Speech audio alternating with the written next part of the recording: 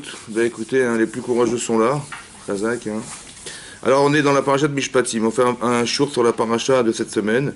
C'est marqué dans la Torah. Donc on est exactement au début du Chamishi. On est dans Perek, Kav Gimel, le 23e chapitre, Pasuk Vav. C'est marqué Lotate Mishpat Evyonecha Berivo. Lotate, donc on a une interdiction de la Torah de pencher le jugement de Evion. L'Evion, c'est le pauvre, le démuni, Berivo, dans son conflit. Si quelqu'un il a un conflit entre un riche et un pauvre, oui, on a tendance à avoir... c'est une tendance, c'est-à-dire qu'on peut... Soit on va défendre le pauvre, soit on va trouver logique que le riche a été volé par le pauvre. Et donc on va devoir... Et malheureusement, on risque de faire pencher la balance d'un côté ou d'un autre. C'est-à-dire qu'on est pris par ses émotions et on va juger, et on va risquer de condamner ou bien de faire des injustices. Ça va ? Parce qu'on a une tendance émotionnelle qui va pencher d'un côté ou de l'autre. Ensuite, c'est marqué Midvar Sheker Tirchak, d'une parole mensongère, tu t'éloigneras. Venaki Vetzadik Altaharog. Quelqu'un de Naki qui est innocent et Tzadik qui est juste, Altaharog ne le condamne pas à mort. Kilo Asdik Racha, parce que moi je ne rendrai pas juste le Racha. Comme ça dit la Torah, c'est Hachem qui parle. Après, c'est marqué Veshochad Otikar. Ensuite, on nous dit le Shochad, des pots de vin. Oui, un juge n'a pas le droit d'accepter de l'argent pour juger les gens. Oui, même, Rachid expliquait, même c'est pour se motiver à trouver la vérité.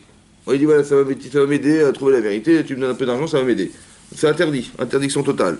Oui, l'autre Shochad Odikar qui est Shochad, parce que le Shochad, il a deux vertus. C'est un, il est aver, c'est-à-dire qu'il est aveugle. Oui, il est aveugle. Il est aveugle, pikrim, donc des gens intelligents. Veisalef, d'ivret tzadikim, et il déforme, il détruit, Rachid expliquait, il détruit les paroles justes. C'est-à-dire que le shochad, c'est à l'épeau de vin, ça a deux conséquences émotionnelles et psychologiques, c'est d'aveugler, ouais, et de l'autre côté de déformer. Voilà. Alors, quand on a des intérêts, bah ici par exemple quelqu'un qui va juger, quelqu'un il dit bah, écoute, je suis d'accord de te juger, mais il faut 30 000 euros. Bon, évidemment qu'il va recevoir 30 000 euros, donc il va essayer, avec toutes les informations qu'il va entendre, il va aller tendre vers essayer d'innocenter cette personne qui donnait de l'argent, on est bien d'accord.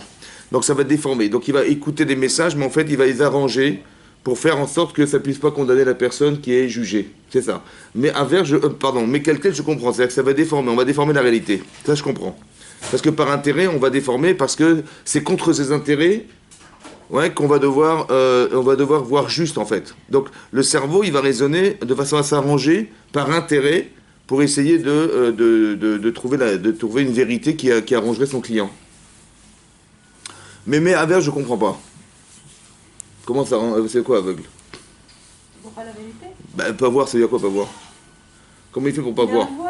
Attendez, quand je dis mais aveugle, ça veut dire qu'il sait ou il sait pas? Il sait. Il sait, mais il voit pas. Mais comment il voit pas? Il veut pas voir. Hein? Il veut pas voir. Alors comment ça se passe? C'est ça qu'il faut comprendre. Comment ça se fait qu'on veut pas voir? Bah, veut pas voir, ça veut dire qu'on veut pas voir. Rendre aveugle, ça veut dire que c'est clair. Aveugle, mais aveugle, ça veut dire qu'il est complètement incapable de voir. C'est ça aveugle. Aveugle, c'est que vous pouvez demander qu'est-ce que tu vois, il dit je vois rien du tout. Ça va? Donc si la Torah utilise ce mot aveugle, ça veut dire qu'il est impossible de voir. Quelqu'un qui reçoit de l'argent, il ne pourra pas voir. Il pourra voir quoi? Hein? La vérité. D'accord? Il y a une vérité qu'il ne veut pas voir. Mais il la connaît ou il la connaît pas? Il la connaît. Donc c'est-à-dire que c'est ça le sheker. C'est ça, hein, le sheker, le mensonge, c'est-à-dire qu'on n'est pas capable, quand la Torah dit tu t'éloignes à droite du sheker, ça veut dire ne prends pas à charge de recevoir des intérêts personnels au détriment de la vérité. C'est sheker, ça va? Mais dans quelque part, ça veut dire quoi quelque part? Comment qu'on peut devenir aveugle? On dit l'amour rend aveugle. Une fille, elle est amoureuse de quelqu'un, un garçon, il est amoureux d'une fille. On dit mais c'est pas pour toi. On dit mais non, mais on va s'arranger. Je dis mais tu vois pas que c'est pas pour toi, il voit pas. Ouais, ou elle voit pas. Comment ça se fait qu'on n'arrive pas à voir? Mais oui, ça j'ai compris les mécanismes. Je veux juste comprendre les mécanismes. C'est-à-dire comment c'est possible qu'on devienne aveugle? Qu'est-ce que ça veut dire aveugle? Il voit plus rien. Il y a une vérité, il la voit plus. Il voit qu'un côté de la vérité, pas l'autre. D'accord? Mais comment on devient aveugle? Comment on devient aveugle? Parce qu'il veut pas la voir. Comment?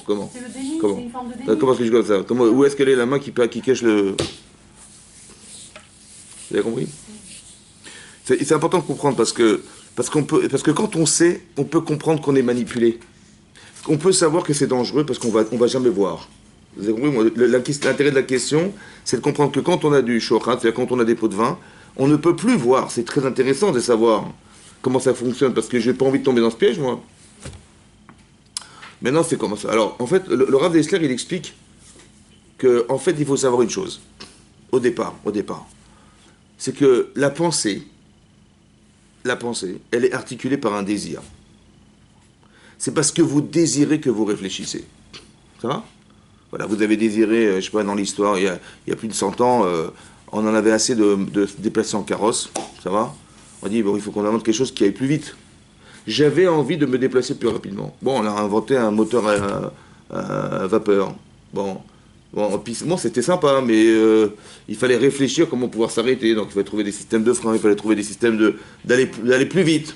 Bon, jusqu'à ce que, il y a plus d'une quarantaine d'années, on s'est dit, tiens, si on pouvait mettre le pied sur la Lune. Hein? Bon, qu'est-ce qu'on a fait? Ben, on a inventé une fusée. Mais est-ce que vous arrivez à imaginer la complexité que ça représente? De fabriquer une fusée qui nous permettrait de mettre le pied sur la Lune, juste parce qu'on a envie de mettre le pied sur la Lune. Mais si j'avais pas envie de mettre le pied sur la Lune, j'ai pas envie.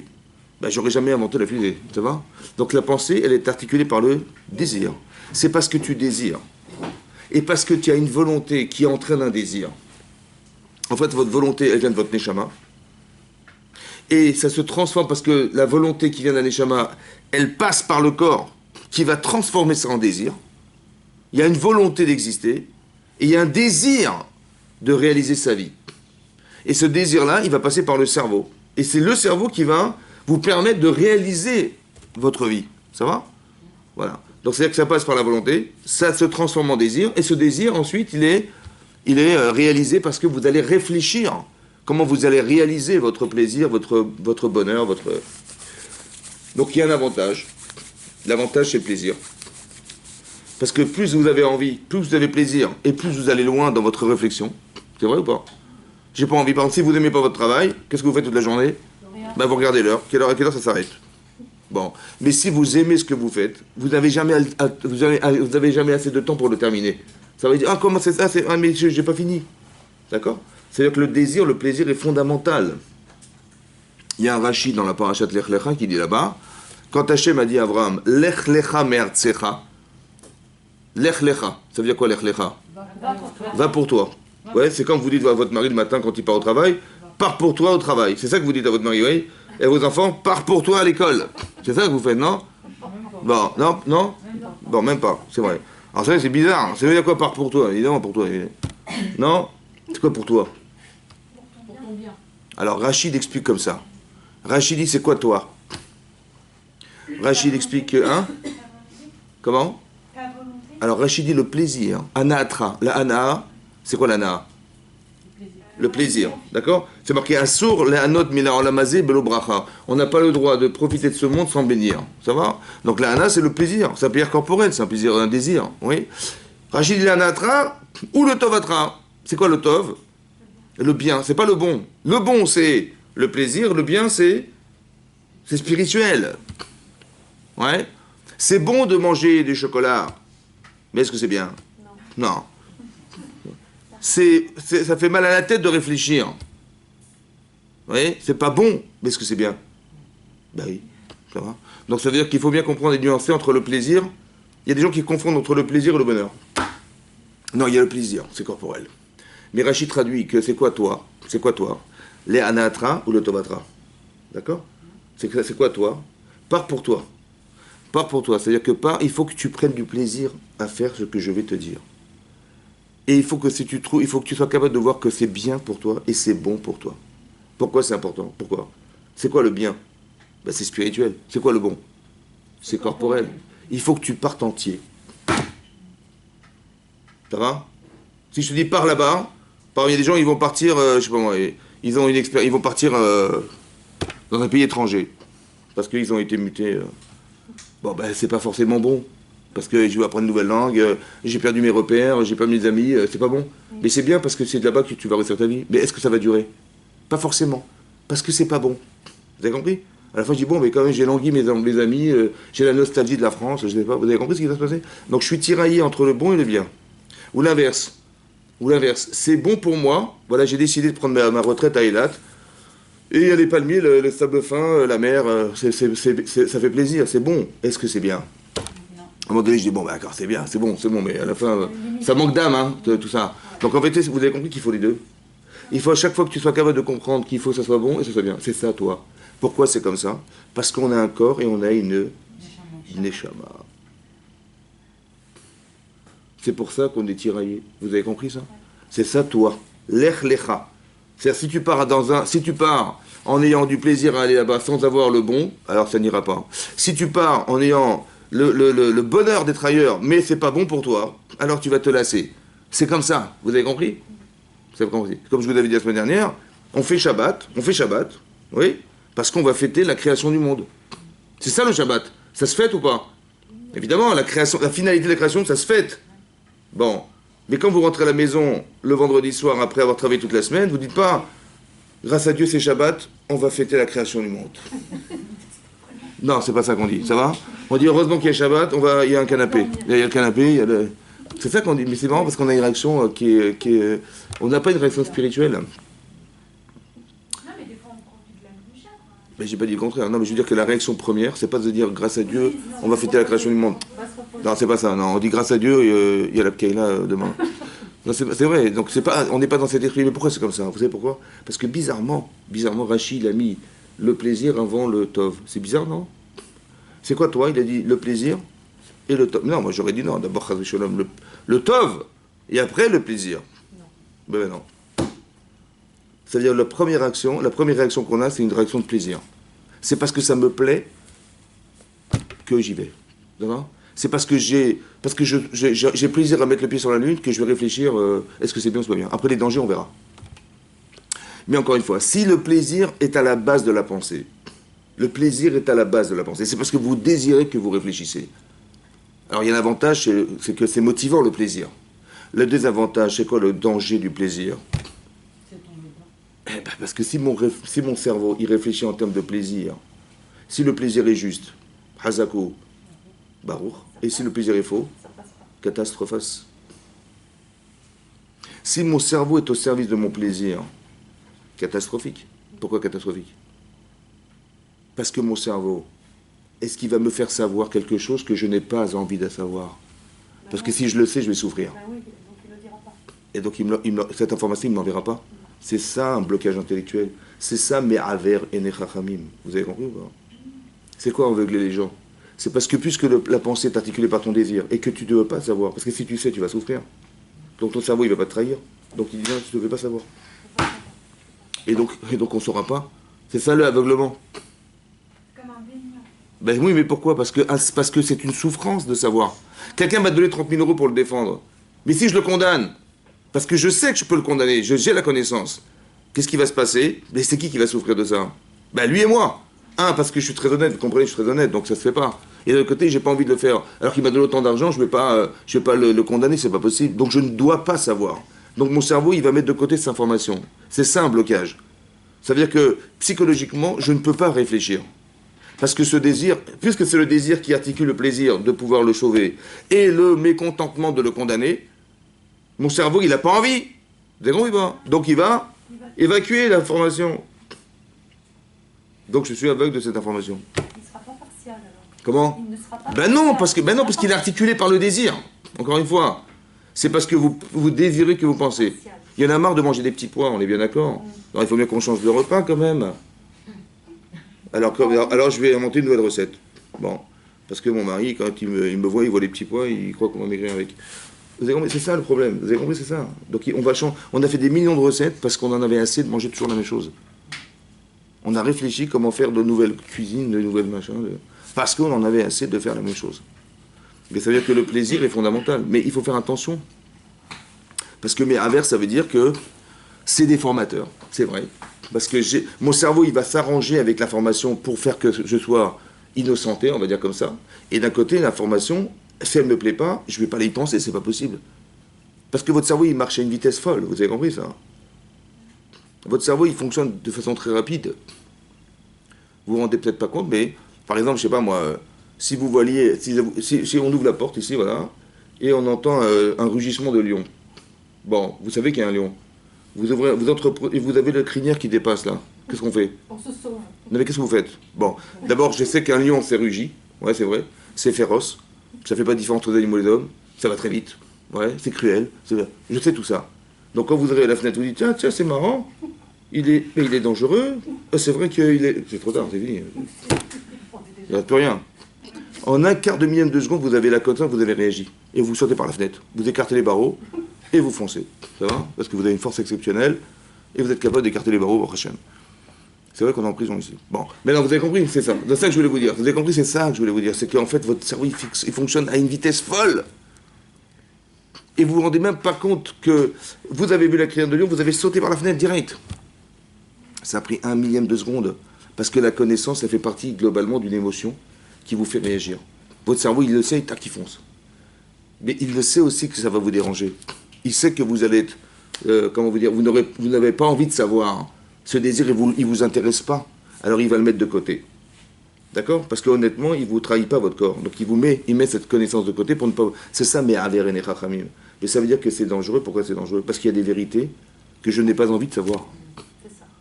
Et donc je me refuse à vivre ces événements. C'est ça le shochad, le problème du shochad. Il faut combien de shochad pour déformer un cerveau? Presque oui. Hein? D'où vous savez? Parce que l'Agmara dit donc tout va d'Afkoufé, elle dit là-bas l'Agmara, qu'on a estimé qu'il n'y avait qu'une prouta. Ça veut dire pas grand-chose. Une prouta, c'est une petite valeur zéro. Une pièce de monnaie qui c'est quoi, 20 centimes d'euros? On peut déformer l'esprit des gens. Même plus que ça. L'Agmara, elle ramène là-bas une histoire. Il y avait un rave qui s'appelait c'était Rabbi Ishmael. Oui, Rabbi Ishmael, c'était un dayan, c'était un juge à l'époque. Et il avait un métayer qui travaillait pour lui dans ses champs. D'accord? Et tous les vendredis, monsieur le métayer, bon, il se payait en fruits et en légumes, ouais, et il amenait des fruits au rave Rabbi Ishmael, chez lui à la maison, le vendredi. Bon. Exceptionnellement, il est venu jeudi avec son petit panier. Et il lui dit, mais qu'est-ce qui se passe? Et tout, il dit, voilà, je voulais vous voir. Pourquoi tu es venu jeudi? Il dit, je voulais vous voir, je voulais vous parler. Il dit, oui, qu'est-ce qui se passe? Il dit, ben voilà, j'ai un jugement, et j'aurais aimé que vous soyez mon juge. Il a dit, je peux plus. Il dit, pourquoi? Parce que tu m'as amené les fruits, là, tu m'as amené, au lieu d'amener vendredi, tu m'as amené jeudi. Bon. Il dit, ok, excusez-moi, ok. Donc il a trouvé un autre Dayan qui l'a aidé à se juger. Et donc Rabbi dit la Gemara que Rabbi Shmuel, il passait dans les couloirs du tribunal. Et il entendait son métayer argumenter X choses. Il dit, mais il est bête, pourquoi il parle comme ça? Il aurait dû dire ça, il aurait dû dire ça. Et il se rend compte en même temps qu'il écoute, qu'il dit, mais il se rend compte qu'il est méchouchad, ça veut dire qu'il a été acheté, en fait. Il dit, mais si déjà, moi, il a dit Rabbi Shmuel, c'était un tanar. Rabbi Shmuel, c'était un intellectuel énorme, oui. Il dit déjà, moi, les fruits qu'il a amenés sont les miens. Juste qu'il m'a devancé d'un jour, ça veut dire que simplement d'un jour, au lieu d'amener vendredi, il a amené jeudi, et comme ça j'ai réagi. Alors imaginez-vous les gens qui reçoivent de l'argent qui ne leur appartient pas. Vous avez compris? Ça veut dire que c'est très subtil, le shochad. C'est très subtil, ça veut dire qu'on peut se faire manipuler avec rien, des images, avec etc. Tout ce qui peut venir de l'extérieur, qui peut, si c'est plaisant, ouais, mon cerveau il va accepter de voir et il va tomber dans ce piège, il va risquer de tomber dans le piège et on va croire que c'est une vérité en soi. Ils ne sont pas responsables. Comment? Ils sont responsables ceux qui sont corrompus. Si involontairement, Il n'y a pas d'inventé parce qu'il a accepté. il a accepté de fou. D'où on vient, nous? On vient d'Afrique Ah, du Nord. Vous avez compris ou pas? C'est ça le problème. C'est quand on accepte l'argent, ben, c'est fini, c'est terminé. C'est ça le problème. Donc c'est ça, il faut faire attention quand on reçoit, mais on reçoit de l'argent. Ok. Ça, on va dire que le plaisir vient de l'extérieur. Mais est-ce qu'il ne peut pas venir de l'intérieur? Est-ce qu'on n'est pas acheté par soi-même, par l'amour propre qu'on a de se défendre? Hein? Par exemple, vous allez faire un reproche à quelqu'un, qu'est-ce qu'il va vous dire? Mais de quoi je me mêle? D'accord? Occupe-toi de tes oignons, tout ira bien. Ou bien il va vous dire d'abord arrange-toi, après tu viendras m'arranger, ça va? Etc., etc. Vous avez compris quoi? Maintenant, est-ce qu'il vaut mieux savoir quels sont ses problèmes personnels pour s'en débarrasser? Ou vaut mieux les accepter? Ou les prendre sur soi et de les cacher? les accepter. Et les nettoyer. D'accord? Si vous avez une tache sur vous, vous la mettez à la machine à laver, non? Non? Oui. Bon, mais si on a une tache dans la tête, on la garde. Ça, c'est normal. Qu'est-ce qui est pire, une tache sur la chemise ou une tache... Hein? Pourtant, c'est paradoxal, parce que quand j'en suis sale, je ne me cache pas d'être sale. Je dis non, il faut juste que je me change. Mais quand je suis sale dans mes principes, je suis sale dans ma façon de réfléchir, je suis sale dans mon comportement, ouais, et qu'on me dit, mais tu es sale, tout à coup, ça me choque, ça me vexe. Mais pourquoi ça me vexe? Mais il vaut mieux que tu t'en débarrasses, non? Pourquoi tout à coup, dès qu'on parle de soi, ça nous est difficile? L'ego. Parce que c'est pas plaisant de savoir qu'on a des défauts. Ça va? Et donc il y a un refoulement automatique parce que c'est pas plaisant de savoir qu'on a des problèmes. En fait, c'est un faux raisonnement. Pourquoi? Parce que c'est vrai que c'est pas agréable, mais c'est bien de le savoir. Mais le problème, c'est qu'on confond entre le bon et le bien. On dit, mais comme c'est pas bon, c'est pas bien. Mais non, ça peut pas être bon, mais c'est bien. Vous comprenez? C'est ça qu'il faut comprendre. C'est comme on dit, tu dois être mévarer, tu dois remercier Hachem, sur le mal comme sur le bien. Mais comment je peux le remercier sur le mal? Ben, ça m'a fait, j'ai eu une douleur, j'ai eu mal, ça a été désagréable. Je dis merci Hachem, c'est désagréable. Quel sens ça peut avoir de dire merci, hein? Le mal, c'est quand même du bien. Comment? Comment? Bah, Parce que quand on nous frappe, ça fait du bien. Non, c'est Non, pas ça, c'est parce ouais. qu'on s'améliore après. Et comment vous améliorez? Avec les coups? Non, parce que les épreuves, on dit que ça nous grandit. Mais comment? C'est ça qu'il faut comprendre. En quoi c'est bien? Par exemple, si votre enfant il n'a pas compris, vous lui mettez une claque. C'est normal. Comme ça, il va bien comprendre. Non, non, c'est pas ça? Non, c'est pas ça? Hein? Non, parce qu'il n'a pas compris. Il n'a pas compris. Il faut... Ça fait mal. C'est quand ça fait mal que c'est bien? Ah, c'est quoi le... Qu'est-ce que ça veut dire? Ça nous grandit en fait. Parce que quand on met des claques... On comprend que... Mais qu'est-ce que vous avez compris? Vous êtes obligé de comprendre. Ça fait mal. En quoi le mal, ça fait du bien? C'est une acceptation. Hein? C'est une acceptation. Vous avez compris ou pas? Même si je n'ai pas compris. Chazak ou Baloch. Mais quelle acceptation de quoi? Vous avez accepté de souffrir? Par exemple. J'accepte que ce que je dis est adapté à moi. Comment? Il faut comprendre, c'est ça qu'il faut comprendre. Qu'est-ce que vous avez compris? Oui, vous avez compris? Vous n'avez rien compris? Très bien. Par exemple, c'est marqué dans la Torah que Sarah, elle avait quel âge? 90. Et numéro complémentaire, le 1. Le 1, très bien. Non, elle avait 127 ans. Ah bon? Il y a marqué Mea Shana, Ve'isrim Shana, Ve'ishad. Quand est-ce qu'elle est morte? On a fait elle avait 127 ans. Et c'est marqué Iyu Chaye Sarah. Mais ça, c'était les années de Sarah. Hein. Elle avait 127 ans. On nous dit Vaïe Chaye Sarah, voici les années de Sarah, et c'était les années de Sarah. Et Rachid dit, mais vous savez quoi? Kulan Shavim Letova. Elle a une vie extraordinaire, Sarah. Kulan Shavim Letova, ça veut dire qu'elle fait tout de suite équivalente pour le bien. Bon, c'est une femme qui n'a pas eu d'enfant pendant 90 ans. Hazak Obalo. Elle a été obligée de mentir à Avimelech pour sauver son mari. Elle a failli être abusée par cet homme. Ensuite, pour avoir des enfants, elle était obligée de demander à sa meilleure élève, Agar, d'épouser son mari pour avoir des enfants. C'est une vie extraordinaire. Et après, finalement, bah oui, après l'autre, elle a concurrencé. Après, son mari, il l'a rendu folle. Après, qu'est-ce qui s'est passé? Elle est finalement tombée enceinte, Baruch Hashem. Et après, finalement, elle est morte de crise cardiaque en sachant que son mari, il allait sacrifier son fils. C'est une vie, Baruch Hashem, qu'on mérite tous d'avoir, et on rêve tous d'avoir. Ça, franchement, c'est une vie fantastique, non? Elle est où la Tova? J'ai pas compris la Tova. Koulen Shem Tova. C'est une vie, Baruch Hashem, hein? Vous avez compris? Comment? Spirituellement, C'est quoi alors? C'est quoi? Qu'est-ce qu'elle a gagné? Mettre la mère du hamster. Est-ce que vous avez compris que c'est pas possible? Donc c'est quoi le chat?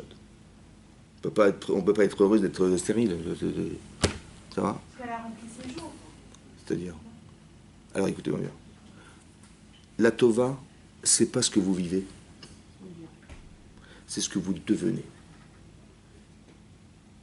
Voilà. Il vous est arrivé quelque chose? Les gens disent, t'as vu ce qui nous est arrivé? Et rien, c'est de galère, il y a ce truc, n'importe quoi, bah. En fait, c'est dommage parce que le Yitzhara, il me fait me tourner vers ce qui m'arrive. Et je vais me plaindre de ce qui m'arrive parce que c'est pas plaisant. Mais arrête de regarder ce qui t'arrive. Essaie de comprendre ce que tu deviens par ce qui t'est arrivé. Par exemple, est-ce que vous connaissez une femme qui est aussi proche d'Hachem que Sarah? Non. C'est ça la Tova. Quand Hachem il prive une femme d'avoir un enfant, c'est parce que l'enfant qui doit naître, il doit être spécial. D'accord? Donc la stérilité n'est pas chas v'shalom une punition, mais la stérilité c'est un repère, parce que toutes les imaot étaient stériles. C'est l'heure? Non. Toutes les imaot étaient stériles. Oui, et la Gemara dit pourquoi? La Gemara de Yvamot, elle dit pourquoi? Hachem, il a compris leur filet. Comment? Exactement. Parce que Hachem, il est mit-avé. Mit-avé, ça veut dire qu'il avait un plaisir extraordinaire à écouter la prière des imaot. C'est vrai ou pas? C'est-à-dire qu'Hachem, il a du plaisir, vous savez quoi? Quand elle pleure, madame, elle pleure de pas avoir d'enfant, et Hachem lui dit, ça fait, quel kiff, franchement, quel kiff, vas-y, continue.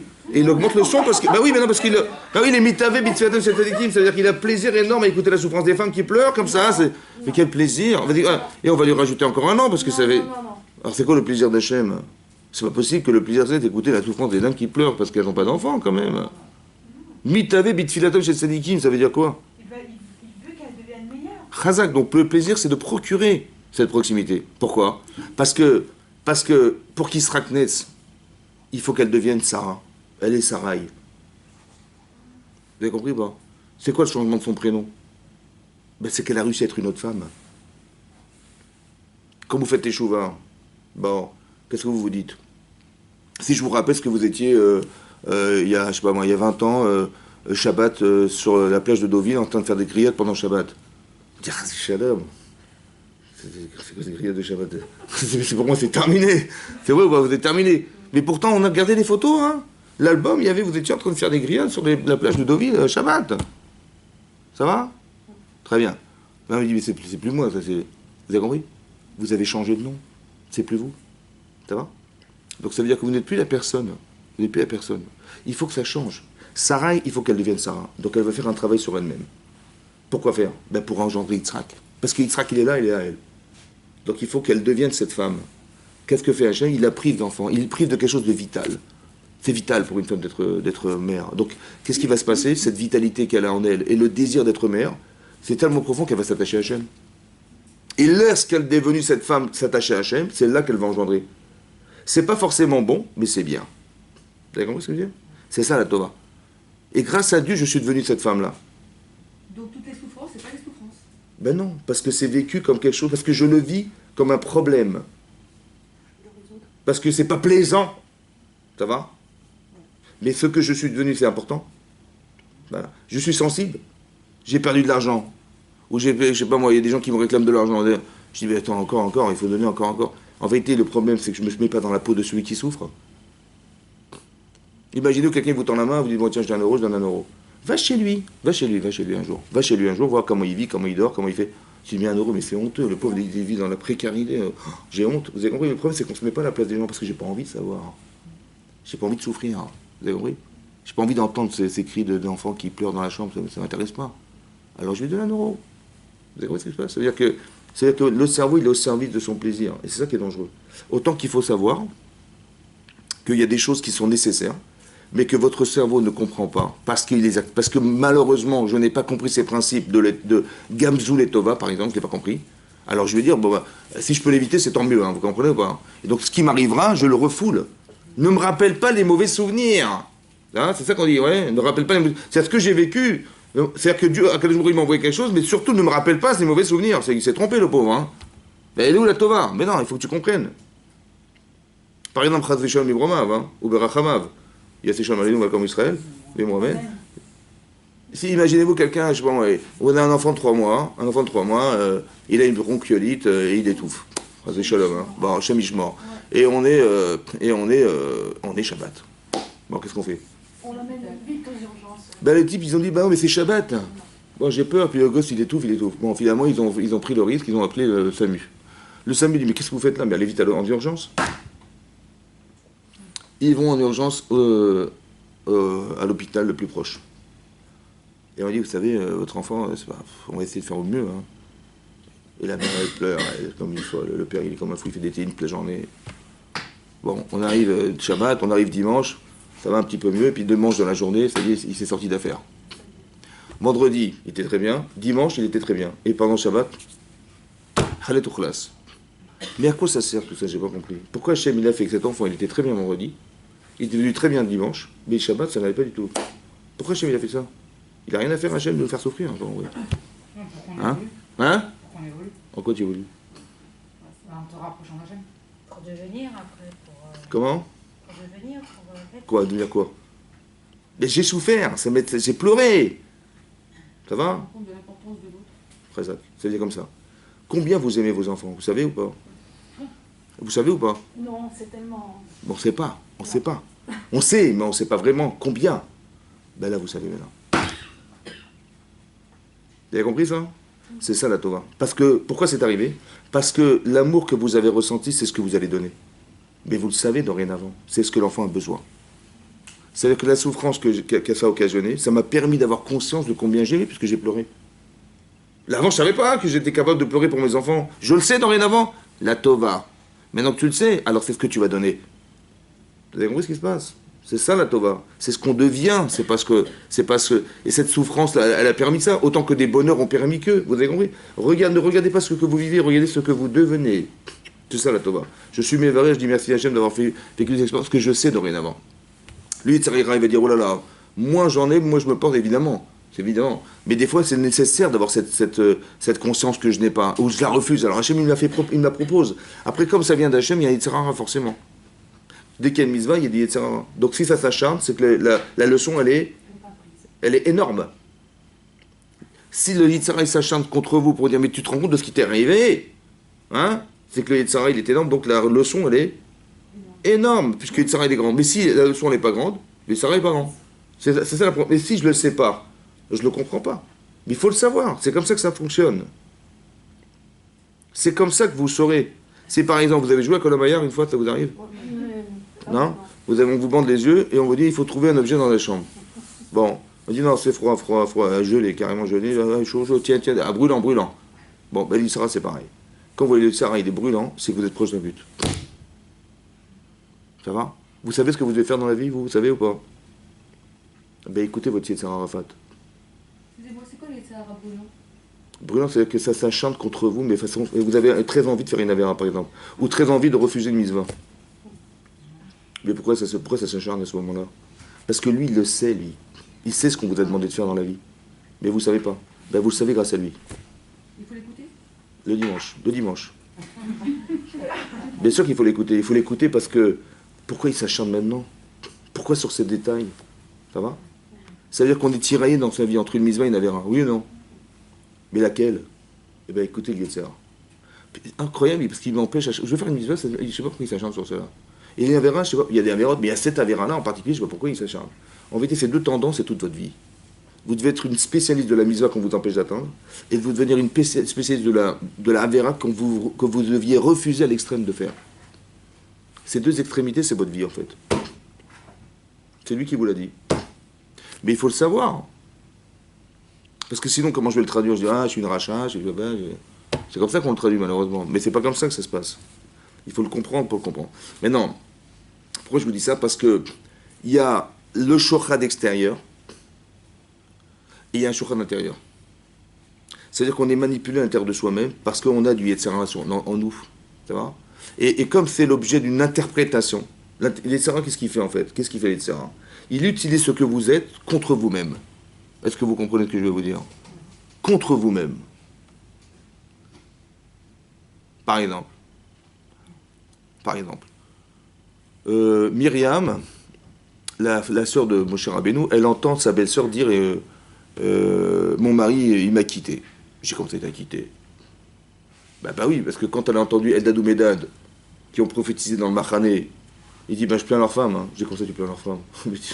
Mais comment ça, tu plains leur femme? Bah oui, parce que quand on est prophète, on quitte sa femme, hein, c'est comme ça. Je dis comment ça, mais ça va pas ou quoi? Bah oui, parce que mon mari, Moshe, m'a quitté, ça y est, on vit plus ensemble. Je dis pourquoi ça? Bah, parce qu'il est prophète, et il est plus avec moi. Elle a dit Arbe Moshe dit vers Hachem. Tu crois qu'il parle qu'avec Hachem? Il parle qu'avec Moshe, mais il parle aussi avec nous. Mais moi, il m'a jamais demandé de quitter mon mari. Hein. D'accord? Et j'ai demandé à Aaron, et jamais il a quitté sa femme, ça n'existe pas, ça. Donc Moshe, il invente. Ça va? Et donc elle va raconter à son frère ce qui se passait. Bon, elle a fait du Lachon Hara. Mais pourquoi elle s'est acharnée à vouloir faire ça? Elle vous dit parce que c'est son frère, elle voulait s'arranger. C'est vrai ou pas? Est-ce que vous vous rappelez qu'une fois, il y a quelqu'un qui a quitté sa femme? Aaron. Hein? Son père. Qui c'est? Aaron. Non, son père. À Myriam, c'est qui? Ah, c'était Amram. Amram Khazak. Parce qu'Amram, quand il a entendu Paro dire écoutez, les enfants qui naîtront, on les jettera au Nil et les filles, on les laissera vivre. Bon, qu'est-ce qu'il a fait, Amram? Il a divorcé. Pourquoi il a divorcé? Pour ne pas faire de tuer ses... Bah oui, pour pas être un criminel potentiel, vous comprenez? Et que sa femme va vivre une grossesse et dans le doute, madame, elle va prendre son enfant, elle va le jeter au Nil. Est-ce que j'ai le droit en tant que père de faire une chose pareille? En tant que mari? Non. Et de lui faire vivre une chose pareille non plus, et d'être un criminel potentiel non plus, j'ai pas envie. C'est logique ou pas? Très bien. Mais Myriam, elle vient dire à son père, papa, tu fais pire que Paro. Ah bon? Il dit pourquoi? Parce que toi, en te privant d'enfants, ben, les filles ne vivront pas, mais Paro, lui, fait vivre les enfants. Les filles, pardon. Ouais. Et le garçon que Paro noie dans le Nil, il va au Gan Eden direct. Alors que toi, tu prives ce garçon du Gan Eden. Tu fais pire que Paro. Mais il dit, mais t'as raison. Pourquoi il n'a pas vu, lui? Les émotions, il était trop. Attends, il est Gadol Ador. Hein. Gadol Ador Aya, ça veut dire quoi, Gadol Ador? C'est le Gadol Ador. Donc sur le plan intellectuel, il n'y a pas photo. Et sur le plan spirituel, il n'y a pas photo. Mais il a été rattrapé par un enfant. Comment c'est possible? Hein? Ben c'est possible. Parce qu'il s'est mis dans la position du père. Il a dit, mais moi, je ne veux pas être un criminel. D'accord? Et ma femme, lui faire subir une grossesse, que dans le doute, l'enfant qui va naître, on va le jeter au nid, je n'ai pas envie de la faire souffrir. Oui ou non? Il manque pas un élément dans le raisonnement? La confiance. Ben, il manque l'enfant. Il est où l'enfant? Vous avez compris ou pas? Maintenant, qui c'est qui peut voir ça? Ben, il n'y a que l'enfant. Parce que Myriam, elle voit son père et elle voit Paro. Ouais. Elle dit, mais Paro, il me sauve. Mon père, il me laisse partir. Il m'oublie. Et ça, c'est parce que je suis une fille, mais si j'étais un garçon. Mais je dis, mais Paro, il m'amène au Gan Eden. Et mon père, il m'empêche d'aller au Gan Eden. Vous avez compris ce que ça veut dire? Ça veut dire qu'il faut se mettre dans la position de celui qui va subir tes choix. Mais pas dans celui qui va organiser les choix. De quel droit tu te permets de mettre tes enfants dans une difficulté pareille parce que ça ne t'intéresse pas? Vous avez compris ça? Mais c'est du shochat, ça. Parce que je suis père de famille, parce que je suis responsable, tu vois. Ah, parce qu'il ressent ce que son fils, il peut. Pas du tout ressenti, puisque s'il avait ressenti, il aurait changé. Il aurait écouté sa fille. Faut qu'il se mette à la place du S'il avait été à la place de ses enfants, il n'aurait jamais choisi ça. D'accord. Vous avez compris ou pas? Mais seulement il ne se positionne pas. C'est ça le problème. Mais c'est du shochat, ça. Parce que moi, j'ai une position de père, je n'ai pas une position d'enfant.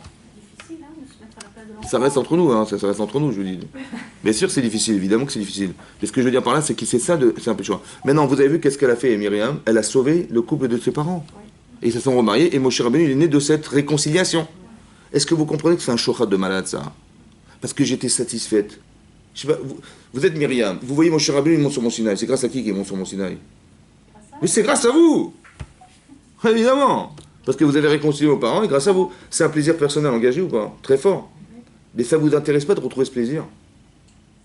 Ouais. C'est tellement prenant que vous n'allez même pas réfléchir à la différence qui existe entre vos parents et Moshe et sa femme. Ça s'appelle du shochat, ça. C'est une forme d'organe. Et elle va faire du lachonara, mais dit, qu'est-ce qu'il a dit Hachem? Qu'est-ce qu'il lui a dit Hachem à Myriam? Madoua lo yiritem les daber. Pourquoi vous n'avez pas eu peur de dire? De parler de Moshe, oui, mon serviteur. Ça veut dire que pourquoi tu n'as pas eu peur de dire? C'est très difficile quand on a plaisir d'avoir peur de se tromper. Mais c'est du shochat, ça.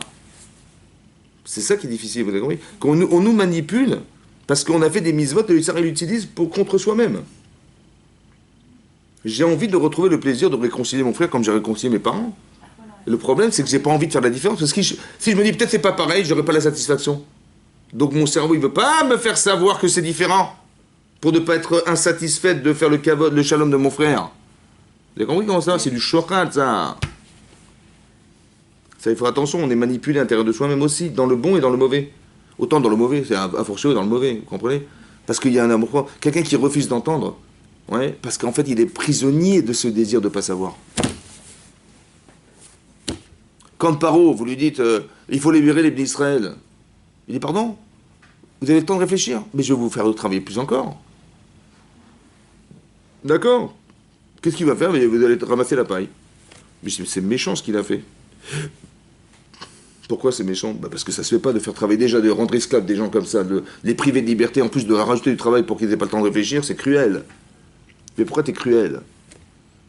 Vous savez pourquoi il est cruel? Parce qu'il est prisonnier du désir de ne jamais les perdre. Parce que s'il se libère, c'est lui qui va perdre.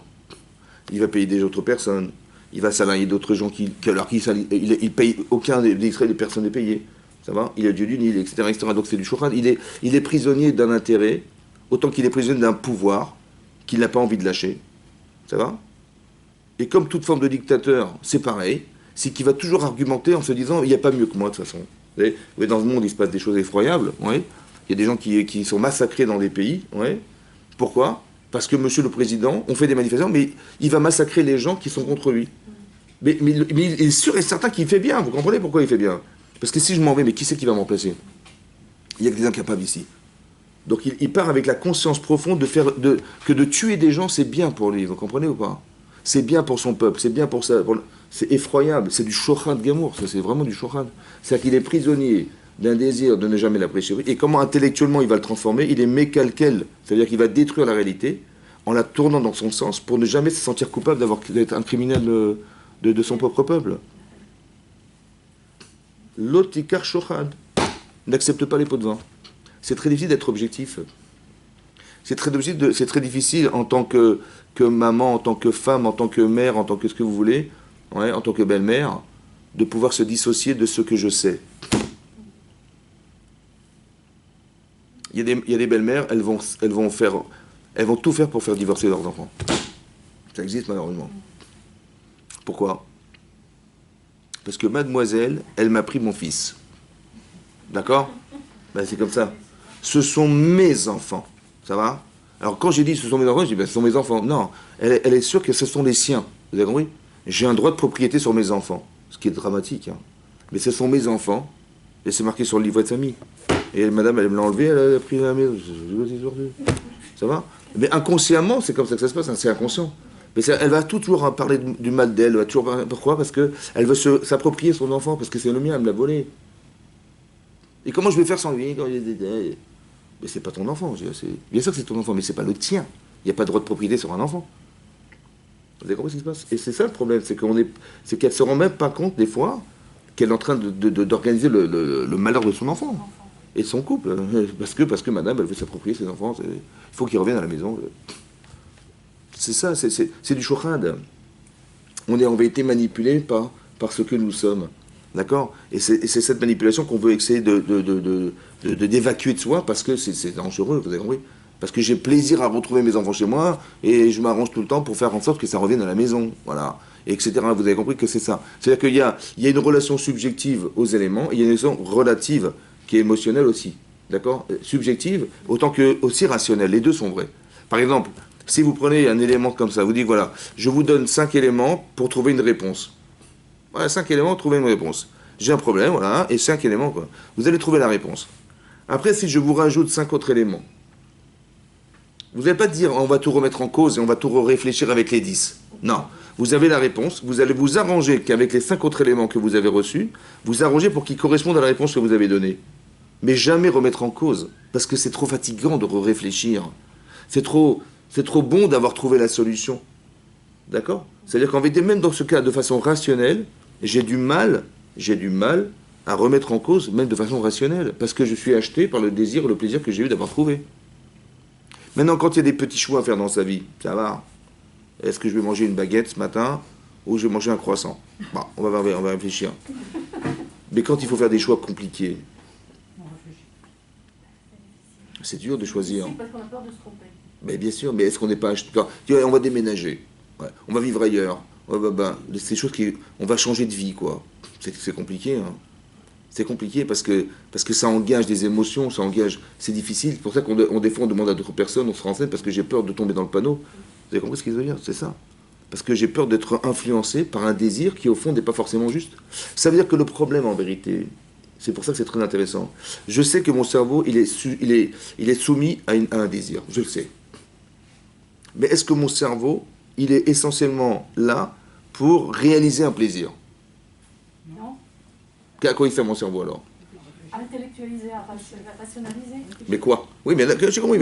J'ai réfléchi, voilà, j'ai réfléchi comment je vais réaliser mon plaisir. Vous avez envie de partir en vacances, comment ça va se faire? Il faut acheter des billets d'avion, préparer les valises, vous avez compris? Voilà, vous avez envie de partir. Donc vous réfléchissez comment réaliser votre plaisir. Est-ce que votre cerveau, il sert essentiellement à réaliser votre plaisir? Oui, vu comme ça. Je vous explique pourquoi je vous dis ça. Si le plaisir est juste, Razak ou Baruch. Mais s'il est faux, je me suis fait avoir. Est-ce que mon cerveau, il doit tout le temps réaliser son plaisir? Non. Il est faux. Ouais? Oui, non. Par exemple, on sait que le vrai, c'est Tov. Le vrai, c'est Tov. Et le rat, c'est faux. Donc quand vous voyez dans la rue Sephora, pourquoi vous foncez dedans, vous dites, je dis pas ça. Sephora, c'est marqué. Il faut faire attention, des fois on se fait avoir. D'accord? Il faut faire attention parce que ça sent bon. Mais peut-être que c'est faux. Ah, qu'est-ce qu'on fait alors? On rentre pas. Hein? On rentre pas. Dans le doute, on accepte. On rentre pas. Mais comment vous le savez puisque vous avez envie? Quel doute? Bah, le cerveau est là pour dire des connaissances. On sait qu'il ne faut pas. Ce que vous faites, c'est le cerveau sert à réaliser un plaisir. Mais est-ce que votre cerveau, il vous sert pas aussi à analyser votre plaisir? Oui, À savoir si c'est bien ou pas. Mais c'est ça. Ça veut dire qu'il ne doit pas être assujetti au plaisir. Quand on dit l'ech lecha, part pour toi, il faut que tu analyses, est-ce que ce qui est bon pour toi est bien pour toi? Réfléchis. Sois pas tout le temps dans la réalisation de ton plaisir. Parce que des fois, si c'est bien, tant mieux, si c'est pas bien, c'est grave. Mais des fois, c'est la Torah qui. Enfin, c'est-à-dire, le cerveau, des fois, on ne peut pas savoir qu'est-ce qui est bien, qu'est-ce qui n'est pas bien. Alors justement, c'est une bonne question, c'est une bonne question que vous posez. D'abord, la première réponse qu'on peut donner, c'est qu'il faut savoir. Si vous ne savez pas, malheureusement, on étudie la Torah pour savoir. C'est essentiellement pour ça, au début. C'est la connaissance. Pour dire, je peux pas dire, j'ai pas le droit de dire je sais pas. J'ai pas le droit. À part ça, il y a autre chose à comprendre. C'est est-ce qu'on est outillé intellectuellement pour comprendre? Non. C'est un problème, ça. Vous avez des outils, d'accord? Vous êtes ouvrier, vous avez des outils. Ils sont bons les outils d'abord, avant de commencer à travailler. Est-ce que je suis logique? Est-ce que je sais faire des nuances? Est-ce que je sais me séparer mon plaisir de ma réflexion? Est-ce que je sais faire ça? On n'est pas égaux. Eh bien, il faut apprendre à faire ça. On étudie, on apprend à réfléchir, c'est fondamental, parce que, de façon majoritaire, je pense qu'on fait des erreurs parce qu'on n'est pas logique. Parce qu'on ne sait pas mettre les priorités en avant. Ou on inverse les priorités, on se trompe, d'accord?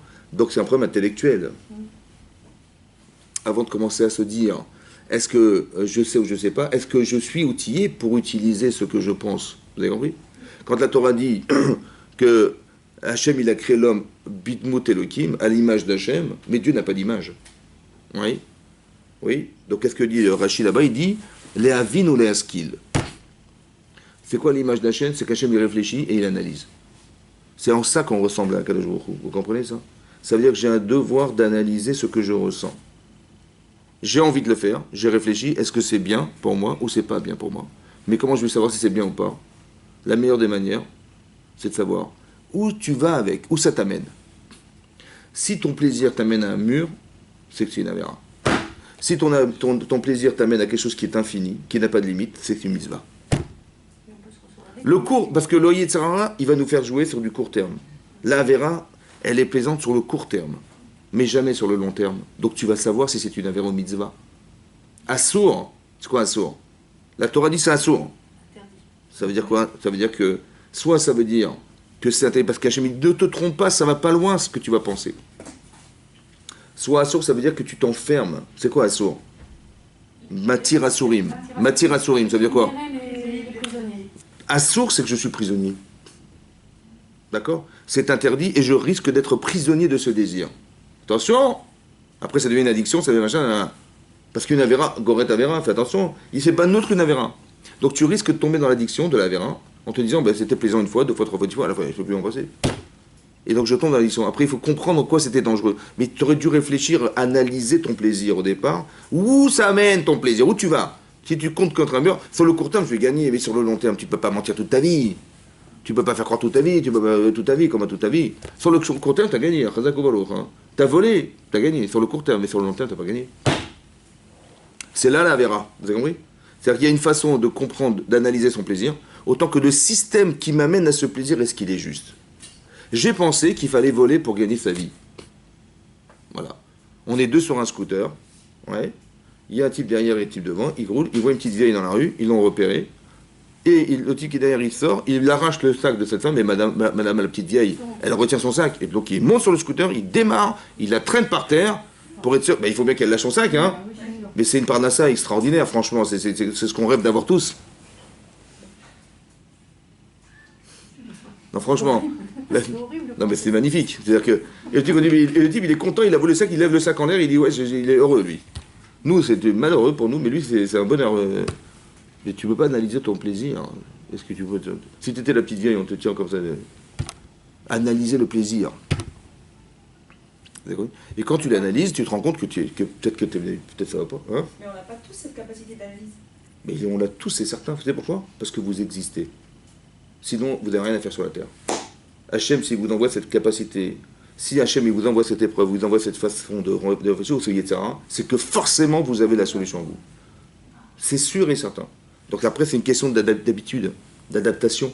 Vous réfléchissez avant de faire. Ça va? J'ai envie de faire. Comme Myriam, elle a réfléchi ou pas? Non. Mais c'était très dur pour elle. Parce que vous imaginez ce qu'elle a réussi à faire grâce à ce plaisir qu'elle a eu. Elle a réconcilié son père et sa mère, mais c'est extraordinaire. Et Moshe est né de ça, mais si on a la Torah, c'est grâce à moi. Mais vous avez le shochat que c'est ça, c'est énorme. Donc quand on entend sa belle-sœur lui dire, mais tu sais, mon mari m'a quitté, je lui dis, il est malade. Il fait la même erreur que son père. Ouais, il tombe pas loin, celui-là. Vous avez compris? Et donc tout de suite, elle va dire, mais je vais sauver mon frère. Mais en fait, c'est du shochat. Et elle a surtout pas envie de dire, attends, il y a quand même peut-être une différence. Elle n'a pas envie d'avoir peur de se tromper parce que c'est tellement plaisant. Vous avez compris? Mais ça, c'est des grandes sadikim, hein, je vous parle des grandes sadikim.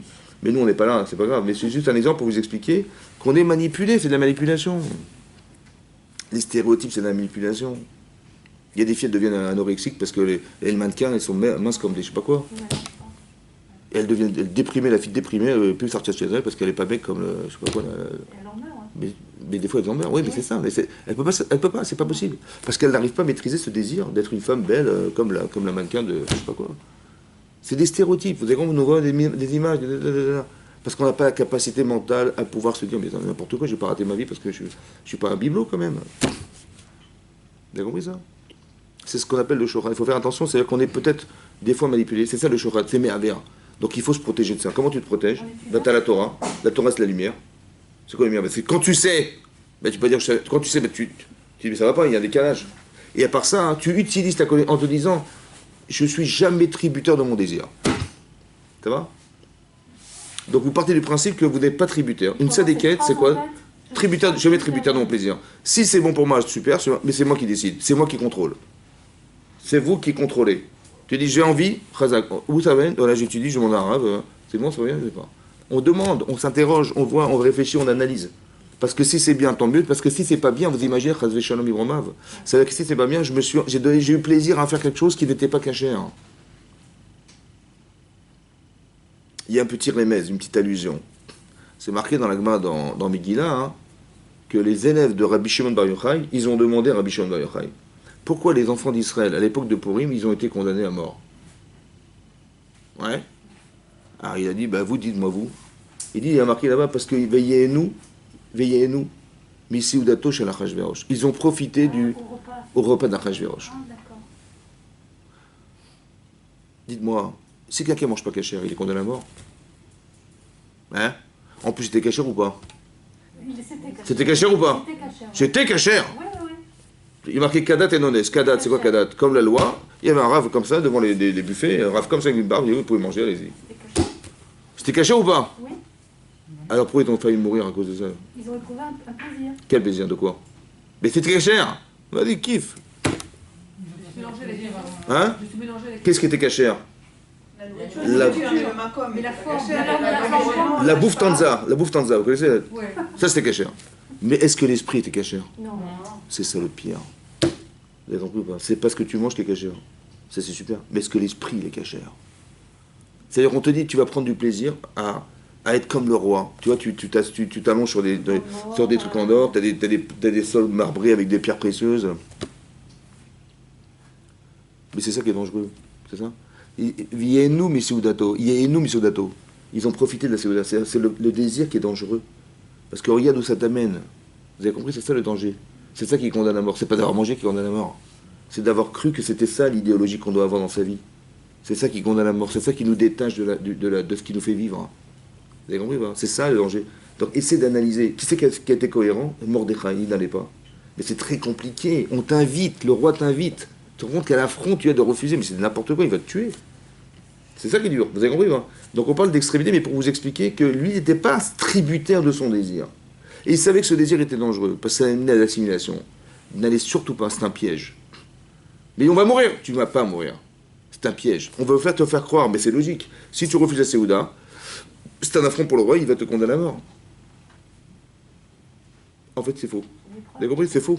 C'est faux. C'est faux. C'est une manipulation intellectuelle qui te fait croire, parce que tout est vrai. Hein. Mais est-ce que c'est parce que c'est logique que c'est vrai? Non. Pas forcément. C'est vrai que c'est logique, mais c'est pas forcément vrai.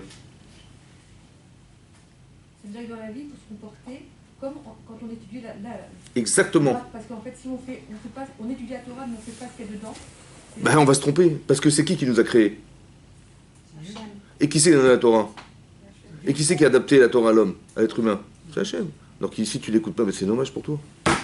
Un petit peu comme. Avram Avinu, il descend du Har Sinaï, du Har Moria.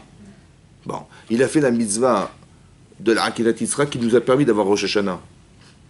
Bon, il a fait une très grande mitzvah, Avram Avinu. En fait, il est passé de l'intellectuel, du philosophe, au Mahamin. Parce qu'on lui dit que prends ton fils, tu le... Tout est contredit, parce que tout est complètement incohérent et inhumain, ce qu'on lui demande. Ça va? Tu es d'accord d'écouter Hachem ou pas? C'est-à-dire au-delà de ta limite intellectuelle, tu es d'accord ou pas? C'est là que ça démarre la Emouna. Parce que si tu fais parce que tu crois, ou parce que tu penses, ben c'est toi, c'est pas Hachem. Donc quand est-ce que ça démarre la Emouna? C'est pas quand tu as compris. C'est quand tu acceptes, même si tu n'as pas compris. Parce que c'est là que tu donnes une dimension infinie à Kadosh Baruch Hu, au-delà de ce que tu conçois. Ça va? Donc il descend de cette manière, il apprend que sa femme est morte. Pourquoi elle est morte? Parce qu'il a fait la Akedat Yitzhak. Donc qu'est-ce qui se serait dit normalement? Il dit c'est parce que j'ai fait la Akedat Yitzhak qu'elle est morte. Donc si j'avais pas fait la Akedah, elle serait... C'est ça le raisonnement, il est juste ou pas? Non, c'est pas Bien sûr qu'il est juste. Oui, mais il va pas penser ça. Elle est morte de crise cardiaque parce qu'elle a cru que, elle a cru que son mari il allait tuer son fils. Mais lui, Donc s'il avait fait la Akedah, c'est parce qu'il a fait la Akedah qu'elle est morte. Et s'il l'avait pas faite, elle serait vivante, oui ou non? la logique, mais c'est pas la logique qui intervient. Mais c'est logique ou pas? Ça, c'est logique. Mais c'est pour ça qu'elle est morte, elle. Et c'est ça qu'on voudrait lui faire croire. C'est ça l'Yetzirah. Parce que qu'est-ce que vous voulez qu'il arrive à faire qu'il va regretter ce qu'il a fait, Abraham Avinu? Quand vous allez faire une mitzvah, et que vous voyez qu'on vous la faire regretter, faites attention. Hein. Parce que si vous la regrettez, vous perdez le Sahara. L'Yetzirah, qu'est-ce qu'il veut? Il veut vous empêcher de la faire. Et quand vous avez réussi, il va vous s'arranger pour que vous regrettiez. C'est ça ou pas? Mais non, il faut savoir qu'il va nous faire croire des choses qui sont logiques. Juste pour nous faire regretter. Alors ce qu'il faut faire, il faut comprendre comme ça. Tu croyais que quoi? Que c'est parce que tu avais fait la Akedat Yitzhak que ça est morte. Ça veut dire autrement dit que si tu l'avais pas faite, elle serait vivante. En fait, c'est faux. Si tu l'avais pas faite, elle serait quand même morte. Elle serait morte en glissant sur une banane. Parce que c'était son heure. Seulement, qu'est-ce qu'il fait Yetzirah? Il utilise la mort de Sarah pour te faire croire que c'est de ta faute. Vous avez compris comment ça marche? C'est-à-dire que même là-dedans, il y a du shorad. On est manipulé, on se fait avoir. On voudrait nous faire regretter quelque chose en pensant que c'est ça la raison. Mais c'est faux. C'est pas parce que tu l'as fait qu'elle est morte. Elle serait morte. De toute façon, elle serait morte. Vous avez compris, pas? Voilà. Et donc, qu'est-ce qu'il fait le Yitzhak? Il utilise cet argument pour faire croire à Abraham. C'est vrai qu'elle est morte à cause de la Akedat. C'est vrai, Chazak ou Balour. Mais de toute façon, elle devait mourir. Maintenant qu'elle soit morte à cause de ça ou une peau de banane, j'en sais rien. C'est pareil, en fait. Vous avez compris? Mais c'est pas à cause de toi. C'est ça qu'il faut comprendre. C'est pour ça qu'il a pleuré sa femme un petit peu, mais pas complètement, pour ne pas regretter ce qu'il avait fait. Vous avez compris la manipulation? Et ça, il faut être intellectuellement fort pour pouvoir le comprendre. Mais il faut aussi savoir, si vous le savez dorénavant, si par exemple on veut vous faire regretter le mitzvah, je dis jamais de la vie je tombe dans le panneau. Parce que ce que vous êtes devenu, si vous regrettez, vous n'êtes plus la personne qui a fait, vous êtes celle qui regrette. Celle qui regrette, c'est plus la personne qui a fait. Il faut rester la personne qui a fait. Ça va? C'est pour ça que le matin on boit du café. Ouais, c'est celle qui a fait. D'accord? Allez, Chazak. Merci beaucoup. Allez, Chazak, de bonnes nouvelles.